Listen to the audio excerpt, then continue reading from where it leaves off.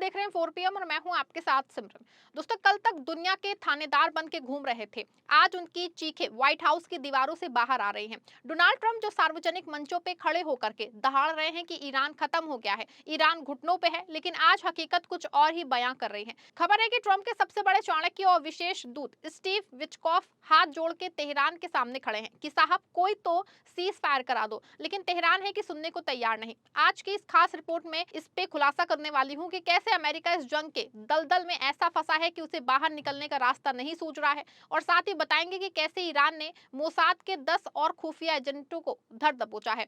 चलिए शुरू करते हैं। दोस्तों, ट्रंप साहब मीडिया के सामने आके कहते हैं कि ईरान बातचीत के लिए बेताब है, लेकिन पर्दे के पीछे की कहानी सुनेंगे तो दंग रह जाएंगे।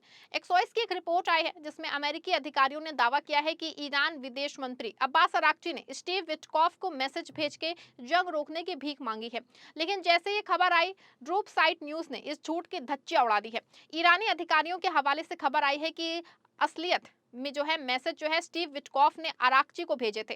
विटकॉफ बार बार मैसेज कर रहे थे कि आइए टेबल पे बैठते हैं, बात करते हैं, लेकिन ईरानी विदेश मंत्री ने उनके मैसेज को सीन करके छोड़ दिया, यानी पूरी तरह नजरअंदाज कर दिया। ईरान का साफ कहना है दोस्तों कि जब तक सर्वोच्च नेता मुश्तबा खामेनेई फैसला नहीं लेते, अमेरिका से किसी भी तरह की सीधी बातचीत का दरवाजा पूरी तरीके से बंद है। और इस दौरान पहली बार व्हाइट हाउस के विशेष दूत और ईरानी विदेश मंत्री अब्बास अराक्ची के बीच सीधी बात हुई है। वॉशिंगटन स्थित मीडिया आउटलेट एक्सोइस ने अमेरिकी अधिकारियों के हवाले से ये खबर दी है कि रिपोर्ट के अनुसार ये साफ नहीं है कि अमेरिकी दूत स्टीव विटकॉफ और अब्बास अराक्ची के बीच क्या बात हुई है, लेकिन ये जानकारी मिली है कि जंग शुरू होने के बाद ये पहली हाई लेवल बातचीत है। मीडिया रिपोर्ट्स में अमेरिकी और ईरानी अधिकारियों का हवाला देते हुए एक ही बात को अलग अलग तरीके से बताया जा रहा है। कुछ कह रहे हैं कि अराक्ची ने विटकॉफ को मैसेज किए, जबकि कुछ का ये कहना है कि विटकॉफ ने अराक्ची को जंग को लेकर के मैसेज भेजा है।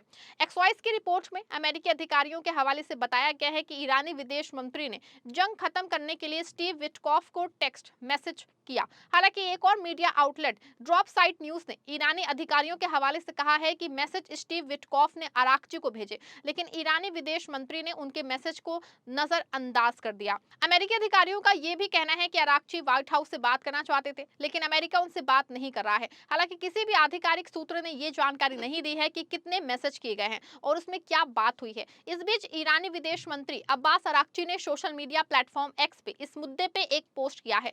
हालांकि माना जा रहा है दोस्तों कि अमेरिकी मीडिया आउटलेट एक्सोस ने यह खबर जानबूझकर के फैलाई, क्योंकि ट्रंप अमेरिका जैसे जैसे जंग आगे बढ़ रही है हाफना शुरू कर चुके हैं। खासतौर से ड्रॉप साइट न्यूज ने जिस तरीके से रिपोर्टिंग की है, उसमें एक बात तो बहुत हद तक साफ है कि ये अफवाह जानबूझ के फैलाई जा रही है ताकि अमेरिका और ईरान एक मेज पे आए और जंग खत्म हो जाए। इसी बीच ईरान ने एक और बड़ी खबर आई है जिसने इजराइल और अमेरिका के होश उड़ा दिए हैं। आप सबके भरोसे से हमने हमेशा मजबूत और सच्ची पत्रकारिता की है। चैनल को आप सबने सब्सक्राइब तो कर ही रखा है, हमारे चैनल को ज्वाइन भी कीजिए। हमारे चैनल के मेन पेज पे जाइए, जहां सब्सक्राइब लिखा होता है ठीक उसी के बगल में आपको ज्वाइन का विकल्प दिखेगा। ज्वाइन बटन पे क्लिक करके पेमेंट प्रोसेस पूरा होते ही आप हमारे सफर का मजबूत हिस्सा बन जाएंगे। ईरान की सुरक्षा एजेंसियों ने मोसाद के एक बड़े नेटवर्क का भंडाफोड़ किया है।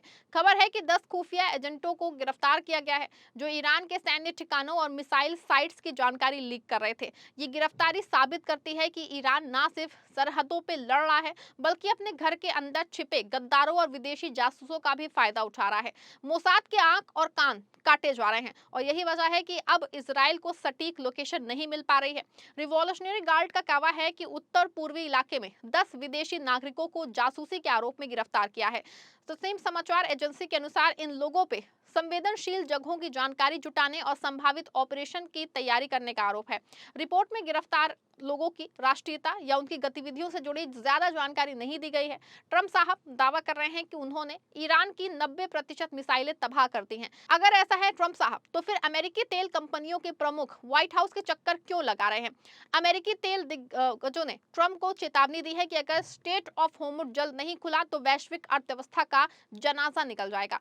ईरानी विदेश मंत्री अराक्ची ने जो है साफ कर दिया है कि होर्मुज सबके लिए बंद नहीं है, लेकिन अमेरिका और उनके करीबियों के लिए ये रास्ता रास्ता तब तक बंद रहेगा जब तक हमले नहीं रुके।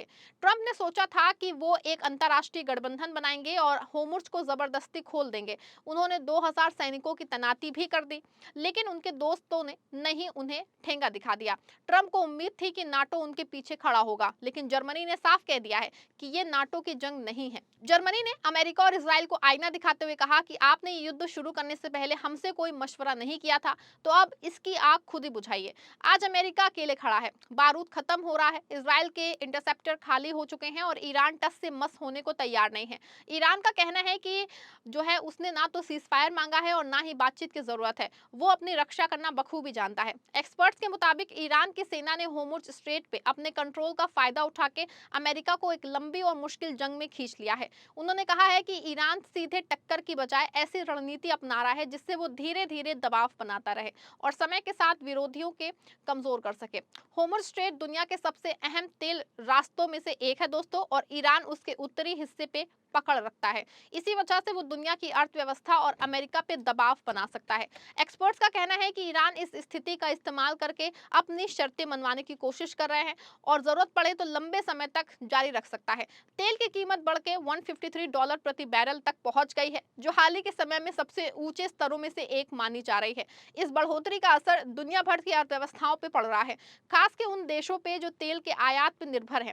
तेल की कीमतों में अचानक आई इस तेजी के चलते कई देशों में महंगाई बढ़ने की आशंका जताई जा रही है। परिवहन, बिजली और जरूरी वस्तुओं की कीमतों पे इसका सीधा असर पड़ सकता है। इसी बीच श्रीलंका ने घोषणा की है कि अब सरकारी दफ्तर हफ्ते में 4 दिन ही खुलेंगे। ये फैसला ईंधन बचाने और जरूरी ऊर्जा संकट से निपटने के लिए लिया गया है। दोस्तों, ये साफ है कि अमेरिका ने ईरान को बहुत कम आंका था। ट्रंप का अहंकार अब उन्हीं के गले की फांस बन गया है। एक तरफ ईरान के बढ़ते हमले और दूसरी तरफ दुनिया भर में तेल की बढ़ती कीमतें। ट्रंप के सामने अब सिर्फ 2 ही रास्ते हैं, या तो वो अपनी हार मान के पीछे हटे या फिर पूरी दुनिया को तीसरे विश्व युद्ध के आगे झोंक दें। सवाल है कि क्या ट्रंप के चाणक्य अब कोई नया दांव चल पाएंगे या फिर ईरान का चेकमेट अमेरिका की सुपर पावर छवि को हमेशा के लिए दफन कर देगा। आपको क्या लगता है, क्या अमेरिका को अब बातचीत के लिए घुटनों पे आ जाना पड़ेगा? अपनी राय कमेंट में लिखिएगा, वीडियो को लाइक और शेयर करिएगा।